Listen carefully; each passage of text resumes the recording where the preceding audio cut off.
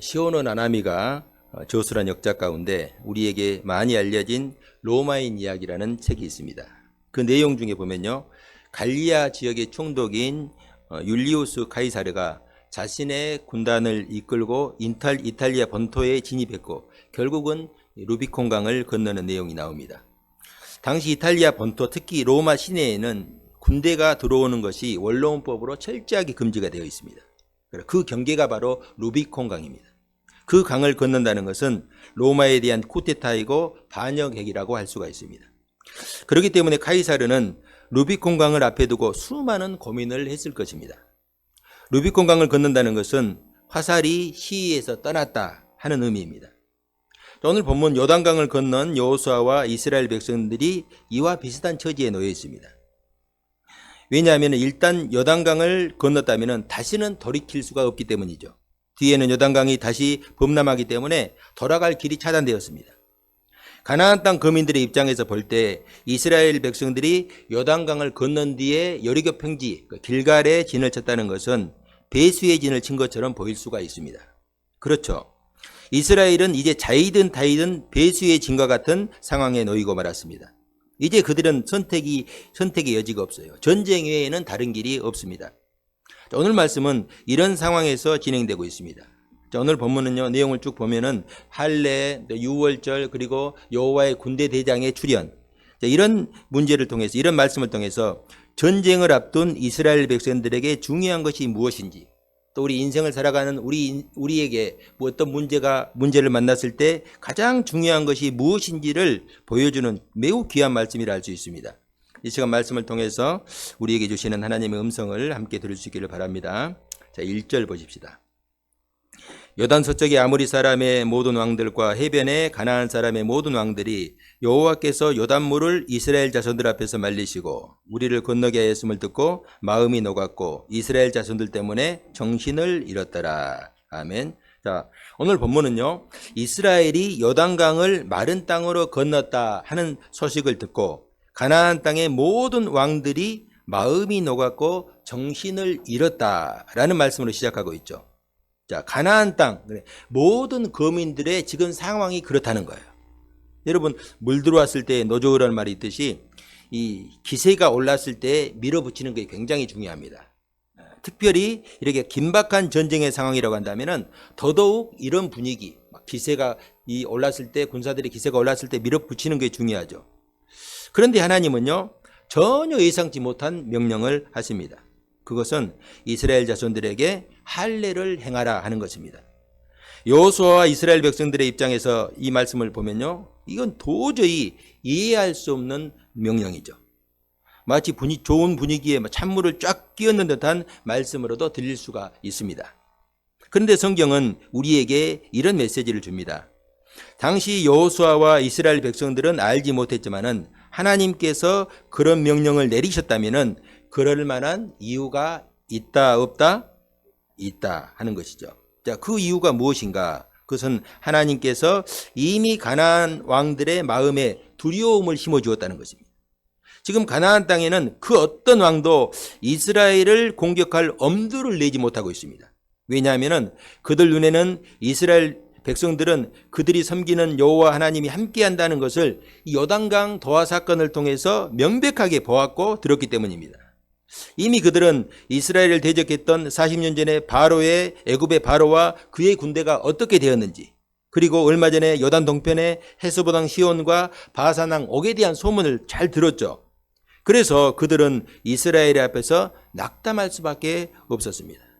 우리는 하나님의 말씀이 이해되지 않을 때는요, 하나님을 신뢰하는 믿음이 필요합니다. 내가 이해하지 못하는 것뿐이지 하나님의 말씀은 잘못된 것이 없다. 하나님은 다 계획하시고 섭리하시고 역사하신다 하는 것입니다. 여러분, 다시 한번 여호수아를 보시기 바랍니다. 분명 여호수아는 하나님의 의도를 깨닫지 못하고 있어요. 깨달을 수가 없죠. 그런데 그는 하나님의 말씀을 듣고 그 어떤 다른 반응이나 의심 없이 순종합니다. 하나님이 말씀이 이해되면 순종하고 이해되지 않으면 어떻게 하라 했어요? 하나님을 신뢰하라겠죠. 지금 여호수아는 그 말씀이 이해되지 않았을 때에 어떻게 하는 것인지 그대로 우리에게 보여주고 있습니다. 여러분, 우리가 하나님 말씀 앞에서 이해될 때도 있고 사실은 이해되지 않을 때도 있어요. 그럼에도 우리의 선택은 항상 순종해야 합니다. 답은 정해졌어요. 자, 한번 생각해 보시기 바랍니다. 길갈은 여리고 평지 안에 있는 땅입니다. 자, 길갈에서 여리고성까지의 거리는요, 약 2km에서 3km, 그 내외 정도 된다고 합니다. 여러분, 요단을 건널 때 법궤와 이스라엘과의 거리가 얼마 하라고 했어요? 약 900m에서 1km 정도. 자, 그것을 감안한다고 한다면은 지금 여리고성과 지금 이 길갈 이스라엘 백성들의 진영과 얼마나 가까운지 알 수가 있죠. 자, 그런 거리에 여리고성이 있다면은 당연히 전투 준비를 하는 것이 우선적인 일이라고 할 수가 있습니다. 그런데 하나님은 다른 말씀하지 아니하시고 그런 가까운 거리에서 할례를 행하라는 것입니다. 여러분, 할례는 오늘날로 말하면 포경수술이죠. 요즘은 워낙 의료 기술이 발달해 가지고 거의 통증 없이 수술을 하고 회복도 굉장히 빠른 걸 볼 수가 있어요. 저희 자녀들이 제가 이렇게 아들 그때 포경수술 할 때만 해도 포경수술하면은 병원에서 이 뭡니까 종이컵 뚜껑 해가지고 어그적 걸어 나오는데 그런 모습들이 제가 교회 다닐 때 그 앞에 병원 그 문해과 병원 앞에서 많이 본 적이 있어요. 그런데 여러분, 제가 군대 생활할 때는 상당히 오래됐죠. 제가 군대 생활한 것이 한 벌써 30-40년 가까이 됐으니까 그때만 해도요, 수술을 하면은 한 3일 정도는 일반 생활을 할 수가 없습니다. 통증이 심하기 때문에. 지금 병원 가든 많이 들이죠. 하물며 여러분, 출애굽 시대는요, 이 수술 도구가 전무예요. 여기 보니까 수술 도구가 뭡니까?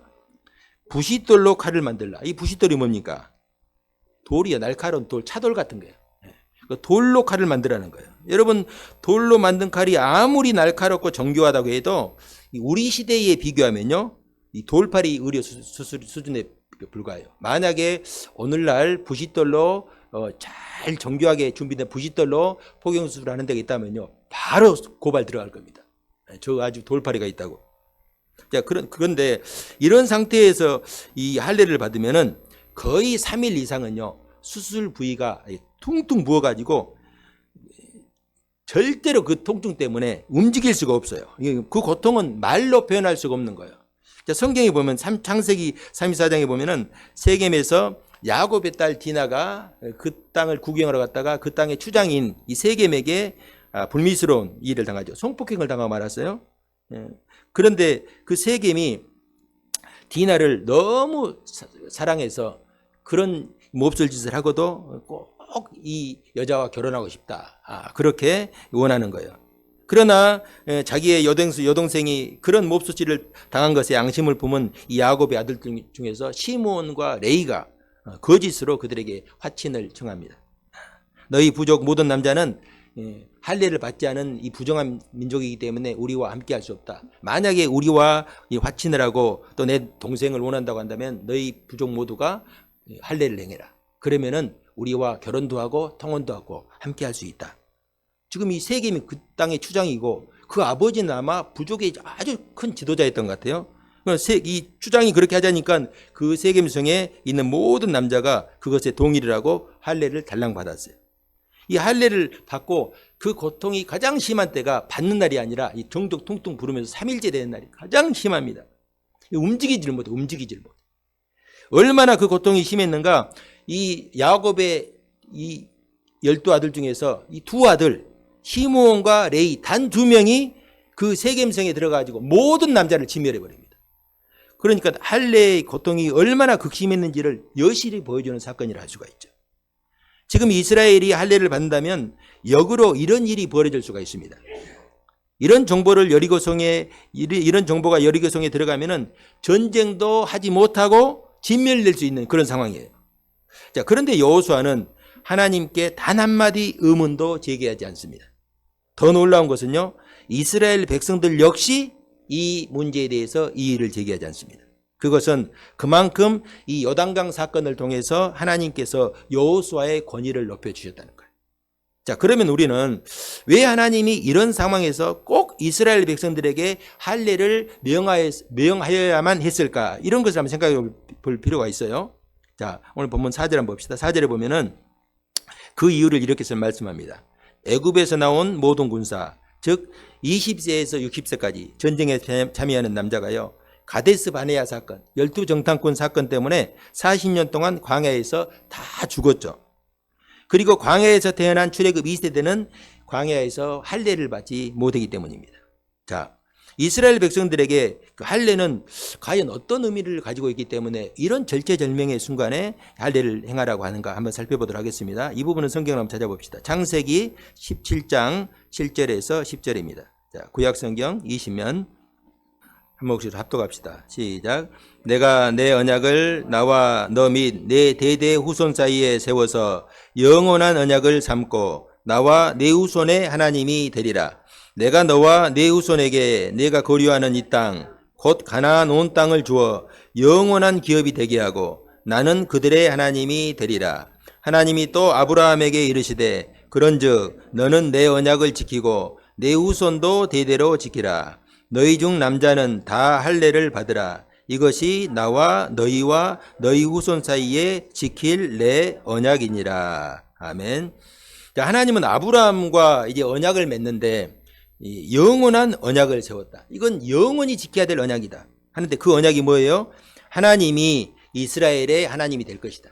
이제부터 나는 너희의 하나님이 될 것이다. 그리고 또 한 가지 약속. 가나안 땅을 영원한 기업으로 너희에게 주겠다는 것입니다. 이건 반드시 하나님께서 그렇게 주시겠다는 언약이에요. 그리고 그러면 이스라엘 너희들은 지켜야 될 언약이 있다. 그게 뭐예요? 너희들은 할례를 받으라는 거예요. 하나님은 너희의 하나님이 되고 이 가나안 땅을 너희에게 주고 너희들은 할례를 받는 것으로 서로 언약을 맺었어요. 여러분, 할례는 그러니까 이스라엘 백성들이 하나님의 언약을 받는 백성이 되었다 하는 징표예요. 그리고 이 이스라엘 백성들은 가나안 땅을 반드시 차지할 것이라는 징표예요. 그런데 광야 40년 동안 불순종과 거역의 세월이 이어지면서 이스라엘 백성들은 할례를 행하지 못했던 거죠. 이제 하나님이 언약하신 가나안 땅을 차지하려면은 그들 역시 할례의 언약을 반드시 지켜야 합니다. 자, 그러면요, 더 중요한 말씀이 또 한 가지 있어요. 그러면 할례의 의미가 무엇이기에 하나님은 이토록 이스라엘 백성들에게 할례를 집요하게 요구하시는가 하는 것이죠. 여러분, 할례는요, 앞에서 말씀드렸듯이 우리로 말하면 포경수술이에요. 그 상징적인 의미가 있어요. 생식기의 끝을 자르는 거예요. 그 생식기의 끝을 자르는 거죠. 이것은 상징적인 의미로 할례와 함께 자신이 죽었다는 거예요. 여러분, 남자가 남자인 이유가 뭐예요? 생식기에 있죠. 남자의 생식기를 잘라버리면은 그건 남자도 아니고 여자도 아니고 아무것도 아닌 거예요. 남자로서 죽음을 의미하는 거죠. 하나님께서 아브라함에게 할례 언약을 주신 때는요, 아브라함이 99세가 되었을 때입니다. 잘 한번 들어보세요. 그가 75세에 하나님께 부름을 받고 10년이 지났는데 86세가 되었는데 사라가 이 약속의 아들을 낳을 기미가 없는 거예요. 그래서 사라가 출산을 못하자 안 되겠어서 사라가 자기의 몸조인 애굽 여인 하가를 아브라함에게 주어가지고 그만 누구를 낳았어요? 이스마엘을 낳았죠. 그리고 시간이 13년이 지났습니다. 그 아브라함은 99세가 되고 사라는 89세가 되었죠. 그때에 하나님께서 다시 아브라함을 찾아오십니다. 그리고 내년 이맘때쯤 사라를 통해서 아들을 주겠다. 그렇게 말씀을 하셨어요. 자, 한번 아브라함 입장에서 한번 생각해 봅시다. 13년 전에도 사라가 아들을 못 낳았어요. 그리고 지금은 사라가 여성으로서의 생명인 경수가 그쳐버렸어요. 이거 아이를 못 낳는 거죠. 또 아브라함도 이제 자신은 늙어서 나도 자식을 생산할 능력이 없다는 거예요. 이 말은 이런 고백이에요. 하나님, 나도 사라도 육체적으로는 이미 죽은 몸입니다.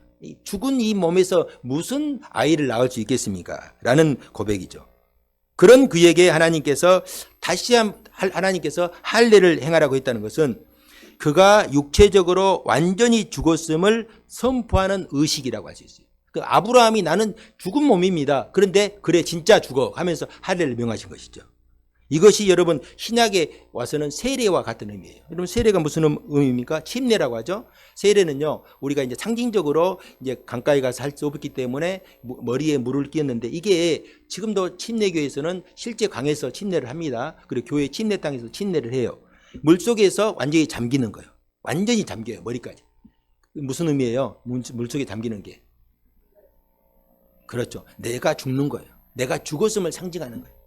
구약에서는 할례를 행했듯이 이제 우리는 몸의 세례를 통해서 내가 완전히 물속에 잠겨 있는 거예요. 죽어야 살 것 아닙니까? 그러니까 죽는 것을 상징하는 것이죠. 아브라함이 할례를 받고 100세의 이삭을 낳았다는 것은 그는 육체적으로 죽었고 하나님께서 그 죽은 육체의 몸에서 약속하신 대로 아들을 주셨다 하는 의미죠. 그래서 이삭은 육신의 아들이 아니에요. 이스마엘은 육신의 아들이에요. 육신의 아들. 그런데 이삭은 육신의 아들이 아니라 이삭에게는 약속의 아들이라는 이름을 주십니다. 로마서 9장 7절에서 8절을 보면은 또한 아브라함의 씨가 다 그의 자녀가 아니라 오직 이삭으로부터 난 자라야 내 씨라 불리리라 하였으니 곧 육신의 자녀가 하나님의 자녀가 아니요 오직 약속의 자녀가 씨로 여기심을 받느니라. 이삭은요 약속의 자녀예요. 이삭은 아브라함의 육신의 노력으로 낳은 아들이 아니라 하나님이 약속하신 대로 주셨다는 그런 의미죠. 자, 그렇기 때문에 할례는 육신의 모든 가능성을 포기하고 하나님의 언약을 붙들겠다는 믿음의 고백이라고 할 수가 있습니다. 자, 지금 여호수아에게 하시는 말씀 이것이죠. 여리고와의 전쟁은 너의 힘과 능력으로 하는 것이 아니야. 지금 너희에게 필요한 것은 하나님의 언약을 기억하고 너희 자신을 죽이는 것이야. 그러면 하나님은 약속하신 대로 가나안 땅을 주실 것이야. 하나님은 가나안 땅을 주실 것을 염려하지 말고 너희는 약속한 대로 할례만 행하면 돼. 이게 이 말씀이죠. 마치 아브라함이 자신을 포기하고 죽였을 때에 이삭을 주신 것과 같습니다. 여러분, 우리 삶에서 부딪히는 인생의 모든 문제의 정답이 바로 여기 있어요. 그 문제를 해결하는 것은 나의 힘과 능력으로 되지 않습니다. 오히려 그 문제 앞에서 하나님의 언약을 기억하고 나를 끊임없이 내려놓고 부인하고 죽여야 됩니다.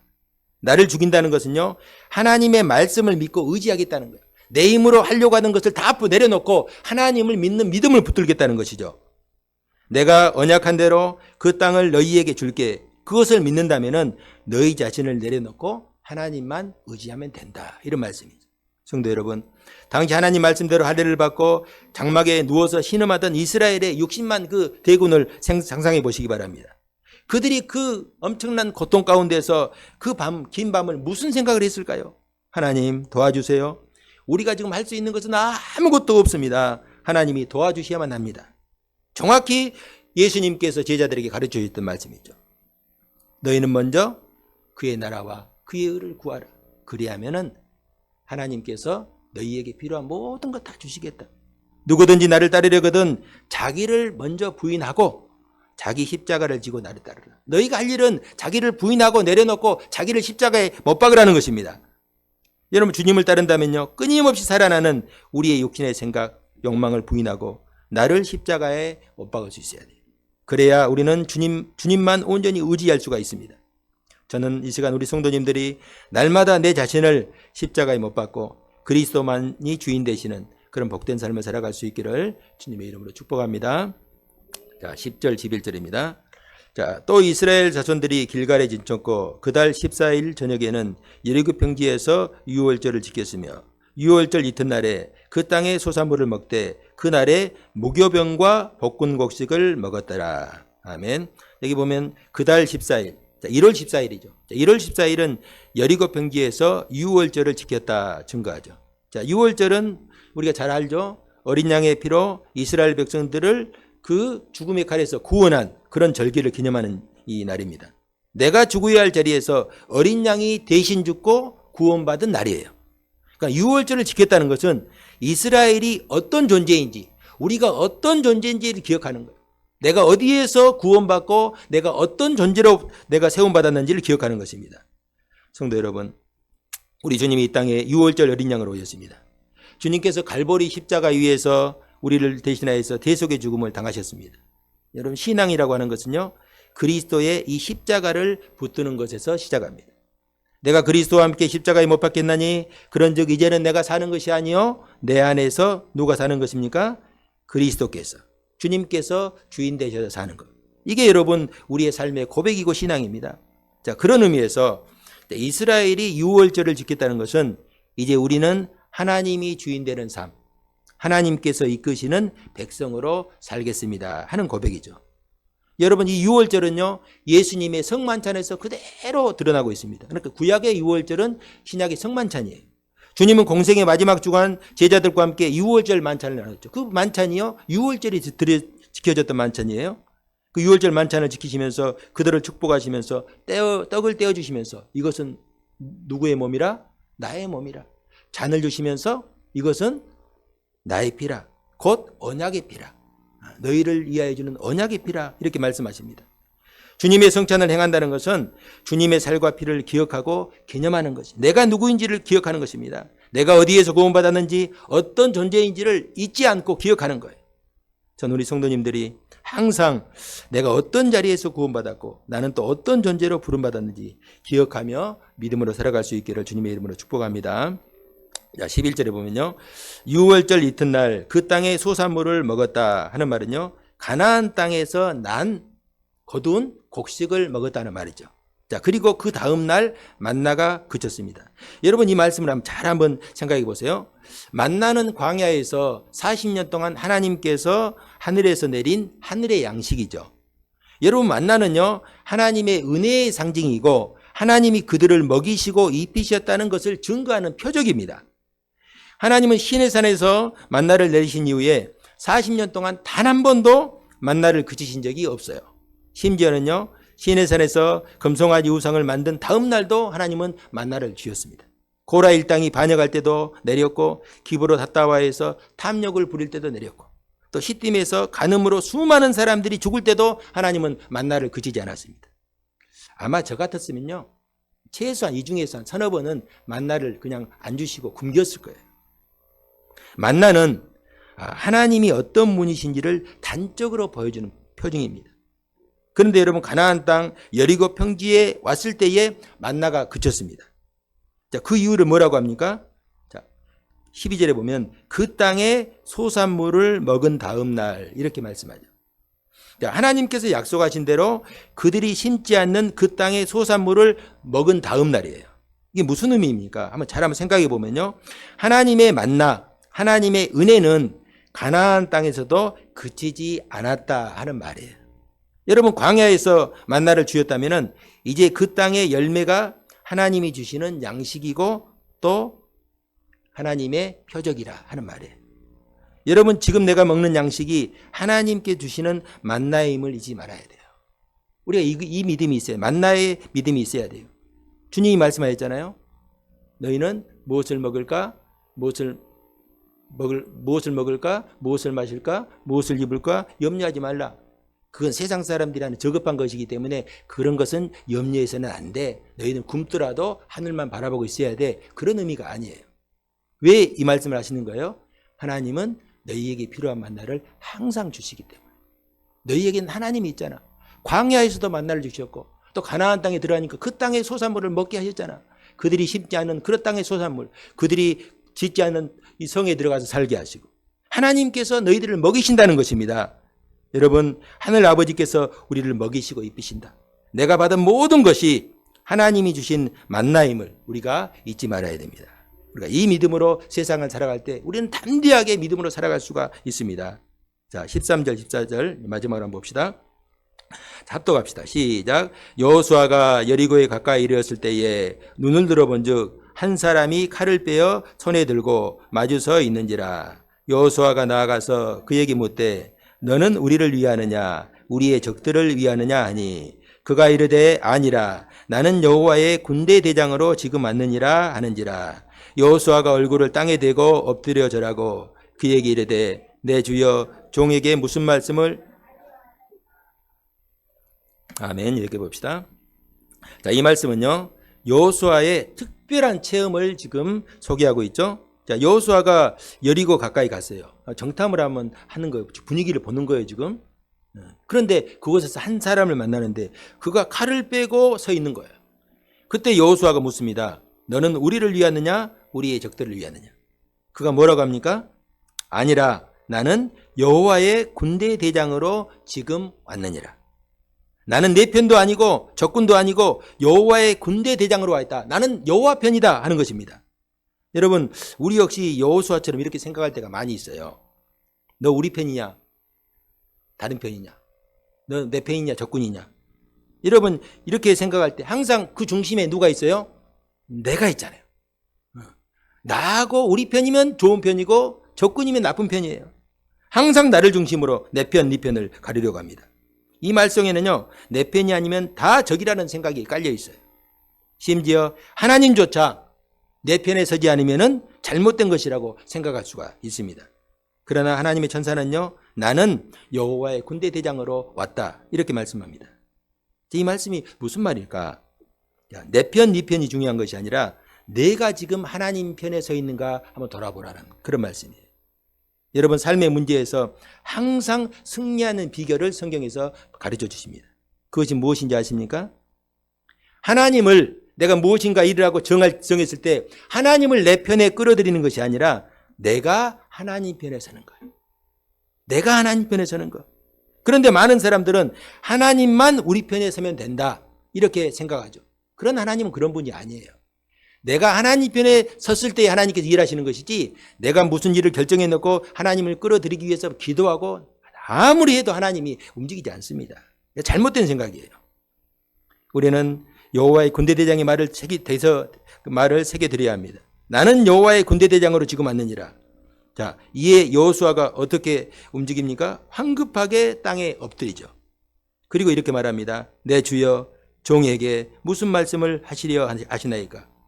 지금까지 여호수아는 자신이 이스라엘 군대의 대장이라고 생각했어요. 실제로 그렇게 전쟁에서 싸웠고 여당강도 그렇게 실제로 건넜고 그래서 여리고 성과의 전투를 앞두고 어떻게 저 성을 무너뜨릴 것인가 하고 고민했죠. 그래서 그 고민을 하니까 걱정이 되고 염려가 되고 두려움이 앞설 수밖에 없죠. 저 초롱성 같은 여리고를 어떻게 함락할 것인가? 저도 도대체 이중벽으로 된 저 성벽을 어떻게 뚫고 또 성벽은 어떻게 오를 수 있을까? 아무 장비도 없는데 여러분 이것이 꼭 우리의 모습과도 같습니다.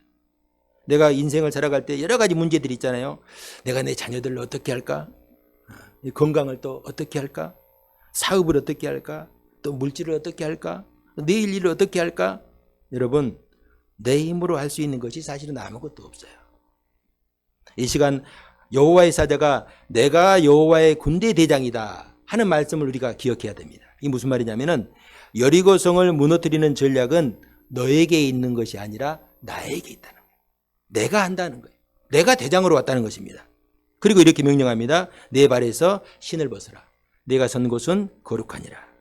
이 말씀은 호렙산 떨기나무에서 하나님께서 모세를 부르실 때 했던 똑같은 말씀이잖아요. 이거 신을 벗는다는 것은요, 자신의 모든 권리를 포기하는 것을 의미해요. 이것은 하나님 앞에서 너희 인생의 권리를 양도하고 인생의 주도권을 내어드려라. 네가 대장이 아니야. 여기 대장이 왔다는 것입니다.